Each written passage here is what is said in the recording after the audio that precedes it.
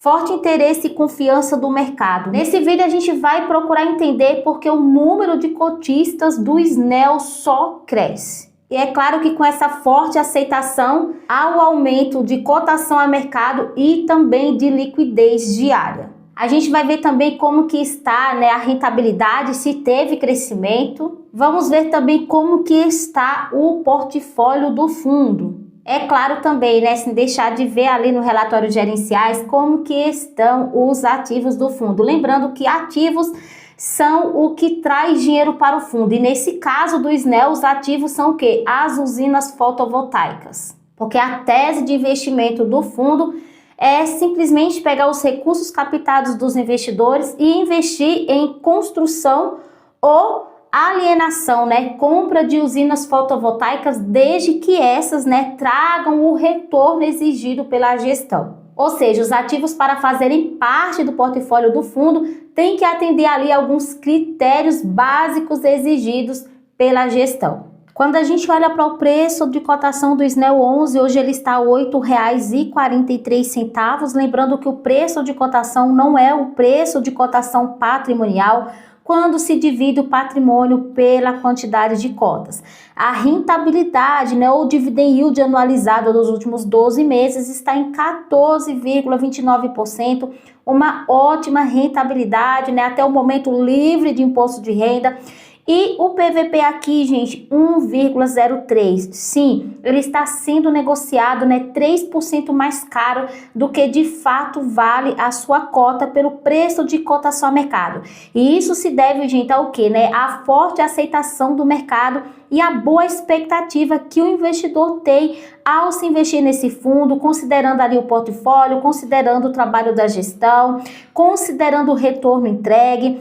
E a liquidez diária, gente, a liquidez diária é de 1,45 milhões. Gente, é muito dinheiro, tá? Lembrando que o SNEL 11 ele ainda é um fundo muito novo, é um fundo pequeno, mas que está cada dia mais, né, crescendo no mercado. E a variação, gente, está positiva em mais 9,10%.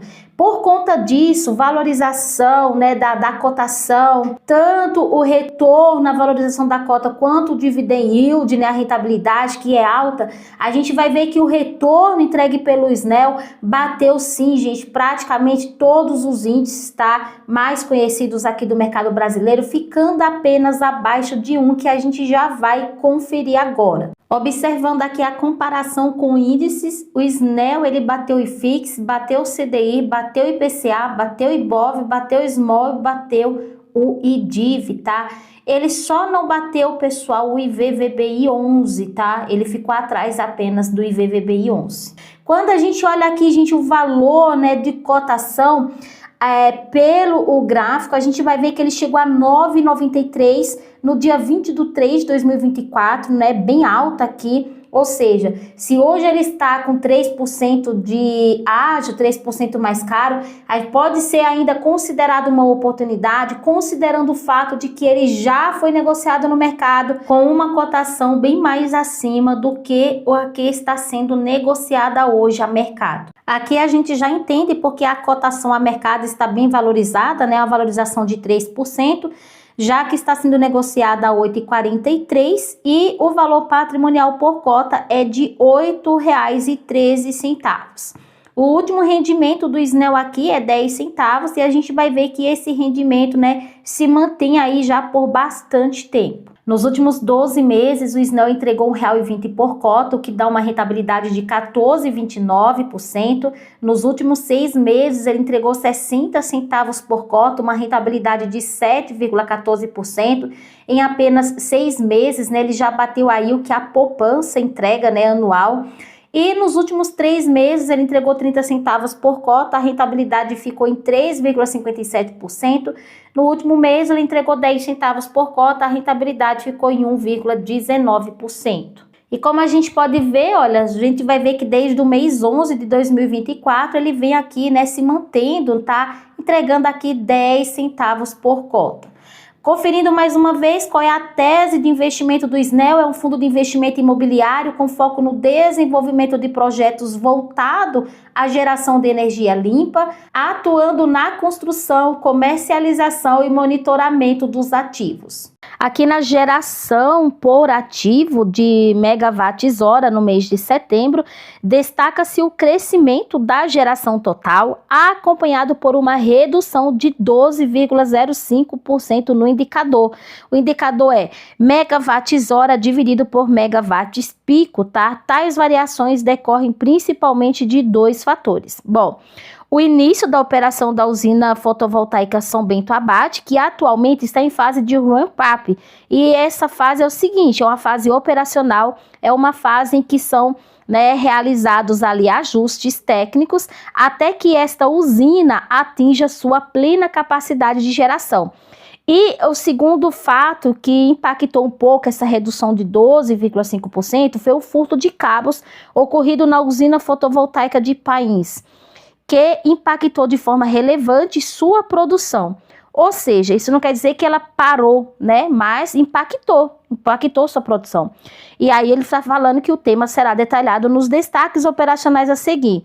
Excluindo esses dois projetos do cálculo, o indicador megawatts-hora dividido por megawatts pico resulta em 135,07, mantendo-se em linha com o valor apresentado no mês anterior.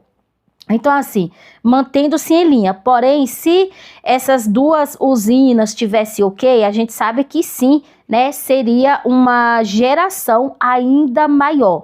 A São Bento está em fase de ramp-up, ok? Só que houve essa ocorrência, do roubo dos cabos e as usinas estão sujeitas a isso, infelizmente. Mas, mesmo assim, destaca-se o quê? O crescimento da geração total. Outro fato bem positivo aqui, gente, é que conforme mencionado em relatórios anteriores, o fundo avança gradualmente na redução da participação dos resultados financeiros em seu resultado distribuível. Esse movimento decorre do crescimento constante da linha de receitas imobiliárias, impulsionado pelo avanço do ramp-up operacional e comercial dos projetos. E aqui já não está falando da São Bento Abade, mas de todas as usinas, quando já estão em fase de operação, leva um tempo até elas conseguir o seu resultado ali pleno, de geração de energia. Então é claro que nesse período, o que acontece? Cresce a geração, cresce também a venda, a comercialização dessa energia e acontece o quê? O crescimento das receitas. E a gente pode ver aqui que o crescimento desde o primeiro trimestre de 2024 até o terceiro trimestre agora de 2025, a gente vê que o crescimento das receitas foi de 55,2%. Para a gente ter uma ideia, no primeiro trimestre de 2024, a receita aqui ficava em pouco mais de 380 mil. Segundo trimestre já estava em 660 mil. Terceiro trimestre de 2024 já estava em 1.009.000. Bom, aí, foi avançando o tempo. O segundo trimestre de 2025 já estava em 4.724.105,98. Agora, no terceiro trimestre, apesar de todos esses problemas nas usinas, as receitas estão aqui, 5.311.347,72. Bom, 5 milhões, a mais, porque no primeiro trimestre de 2024, bem lá quando, estava no início da situação, era apenas de 380 mil, agora é de 5.311.000.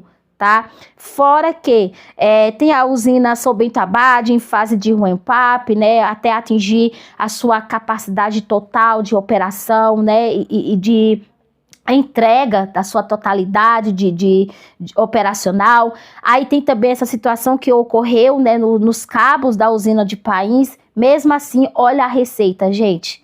Legal, O gráfico acima ilustra a evolução histórica da receita imobiliária do fundo, normalizada pela capacidade total do portfólio em cada período. Então, na linha vermelha, nós temos a capacidade total, né, média ponderada do fundo, só que se a gente olharmos aqui para a capacidade da usina Sanremo, olha como ela fica acima da média do fundo, né? E aqui a gestão traz que optaram por destacar este ativo por se tratar do projeto em estágio mais avançado de maturação, com contrato na modalidade take-or-pay e período de ramp-up já integralmente concluído.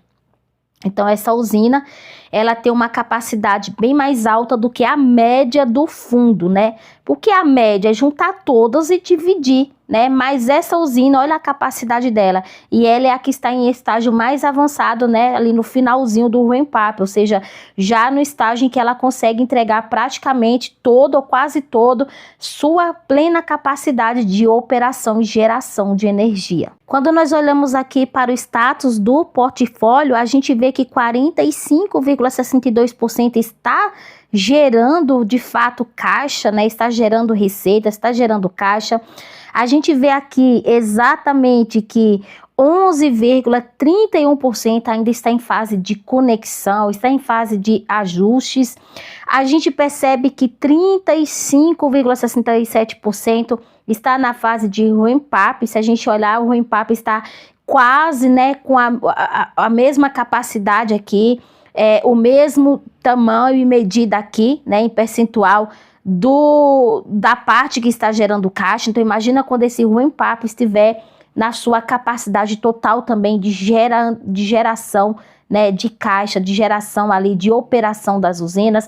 E nós temos aqui 7,40% que é referente, tá, aos projetos que o fundo já tem ali renda mínima garantida, que é um contrato que o fundo adquire ali, que por um certo período o fundo tem desses locatários uma renda mínima garantida. Esse gráfico mostra a capacidade da receita imobiliária na maturidade em milhares de reais, ou seja, na sua total plenitude, tá? Seria aqui o total de todas de 4.870.003, tais como quitação de carência e regularizações pontuais de fluxos contratuais, não entram, tá, neste gráfico aqui. Bom, gente, esse vídeo está chegando ao fim, mas eu quero saber de você. Você tem o SNEL 11 na sua carteira? Está estudando ele para, quem sabe, no futuro ele entrar na sua carteira? Deixa aqui nos comentários, porque eu fiquei curiosa. Esse foi o vídeo de hoje, espero que vocês tenham gostado. Até o próximo vídeo, que Deus abençoe a nossa vida, a nossa saúde, a nossa família e os nossos investimentos também. Tchau!